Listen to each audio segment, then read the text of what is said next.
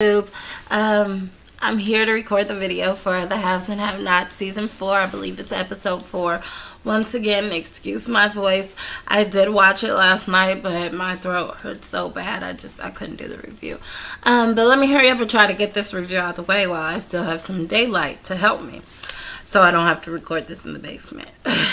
But anyways, this week's episode had like a lot of twists and turns. I'm sure I won't be able to remember everything, or some things are really just not worth mentioning because it just wasn't that big of a deal.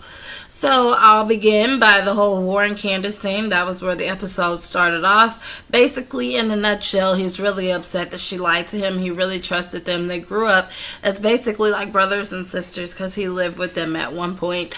And for her to lie to him, that really kind of like hurt him on the inside. Like he's like a thug gangster, but I mean, he has feelings clearly, and he's showing his emotions through anger when really like his feelings are hurt, because he's always had their back ever since they were adults. Like he always made sure they were protected and they didn't go without. So the fact that she didn't have his back and she got millions of dollars and she only gave him 150K, he was like really hurt by that. So basically, like, he's playing like mind games with her and asking for the money, and he even like puts a silencer on a gun and shoots like at the wall right behind her twice to kind of like scare her, shake her up.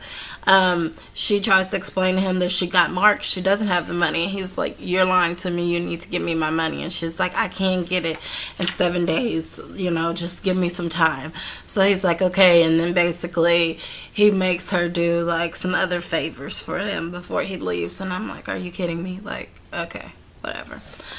So, moving on, I believe this is the part where Wyatt does his little drug test thing, and he puts the concoction in there so it looks like he doesn't have drugs in his system. The DA talks to him, asked if Jeffrey had... Sorry, that's my 1.5-year-old that's trying to read. She asked him if Jeffrey has a drinking problem, and he said no. He actually looks really concerned because he found out that Jeffrey got arrested for a DUI, and so he says, do I need to bail him out? She's like, no, I'll take care of it. You just need to stay at a hotel in case your parents get out of jail, and I'll try to get your money to you. So whatever the case, later on we get to the jail. Hold on, let me rewind for a second. Behind the scenes, Maggie is working on trying to get David out of jail, because that's her little boo thing, or in her mind it is. So whatever the case, we're back in jail, and what is her name? Catherine Cryer. She gets taken out of her cell to go and talk to the DA. She doesn't really want to talk to her, but the DA requested it. Meanwhile, at the same time, the DA realized that there was a problem because Maggie Day showed up to the prison or the jail, and she has like papers signed by a judge to get David Harrington out of jail. And Maggie is like, what? And I think that they're kind of sensing that like they're both his like wannabe side chicks. Like, that don't even sound right, but they are his wannabe side chicks. And she's like, well, I'm here to get him. And she's like, well, he's not going anywhere. So, she's like, well, I'll call the judge, or I'll call the district attorney. No, well, she is the district attorney. I'll call somebody in a high position. And she's like, no, he will be out in a second. We need to process him. So basically, she's just trying to save time. So she goes into the interview room. Sorry, she's ripping out papers. She goes into the interview room with Catherine, and basically she's like threatening her family's estate and her like dad's reputation, because she knows that her dad wasn't that great of a guy, and he's exchanged sexual favors for money with like several of her colleagues, and she was basically in a sense trying to blackmail her. But Catherine is like 2 steps ahead of her, and she's like, you wouldn't want to go there. It would affect way too many people. You'd be out of a job. A lot of people would be out of a job. Like, basically, you think you're powerful, but I'm much more powerful than you, and I'm 2 steps ahead of you. And then she told her like that she was a witch with a bee, and yeah, so she wasn't happy about that. So she basically got. So then this is like my favorite part of the episode, when Veronica and Jeffrey and David and Jim are all in cells next to each other. Like, this was like the most explosive part of the episode, because Jeffrey like finally stood up to his mama.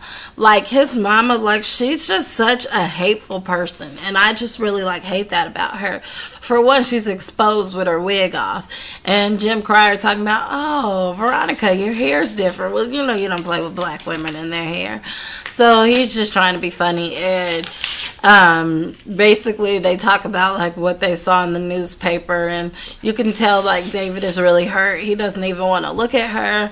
And Jeffrey says that he got arrested for a DUI, and then what is his mom said something like, well, at least you got arrested for something you actually did do. And I'm thinking like, girl, you know you hit that car.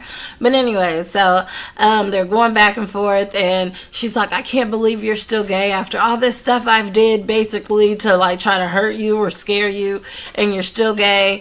And like all this information is coming out, and they're finding out that she's the one that set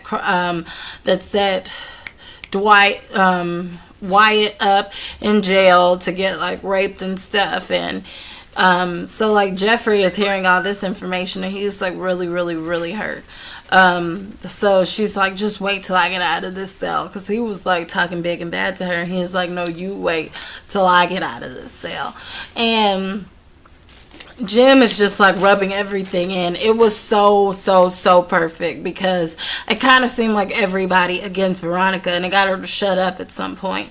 But like David, like, he's like loyal like to a fault. It drives me crazy, because then he turns around and reminds Jim like, that's still my wife. David, like, she cheated on you. She tried to burn you up in a house. Now the whole rest of the world sees pictures of her cheating on you, and you are still like, oh, and she hates your son and has made him like depressed, got him beat up and everything, and you're still like, that's my wife. Like, come on, David. Like, I'm so like past this like, oh, I'm such a good upstanding guy. Like, she's an evil woman, and she doesn't deserve somebody good. That's a duck. Good job, baby.